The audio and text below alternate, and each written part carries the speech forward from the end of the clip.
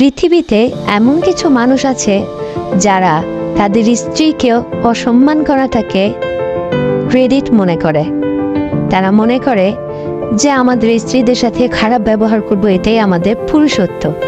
But অন্য জনকে যখন দেখে যারা তারা তাদের স্ত্রীদের সাথে ভালো ব্যবহার করছে, রেসপেক্টফুলি কথা বলছে, তারা মনে করে এটা তাদের দুর্বলতা। ওই লোকটা যে তার স্ত্রীকে ভালোবেসে তার সাথে রেসপেক্টফুলি কথা বলছে, এটা আসলে সে বুঝতেও পারে না বা কখনো বুঝবেও না, কারণ তারা তাদের স্ত্রীদেরকে কোনোদিন ভালোই বাসেনি। তাই ভালোবাসার মানে তারা কখনোই বুঝবে না। যদি বুঝতো তাহলে জানতো যে ভালোবাসার প্রথম নীতি হচ্ছে একজন আরেকজনকে রেসপেক্ট করা, অন্যজনকে ডমিনেট করা নয়। অন্যের সংসার দেখে জেলাস ফিল না করে নিজের সংসারের দিকে খেয়াল দিন, তাহলে দেখবেন সুখী হতে পারবেন। ধন্যবাদ।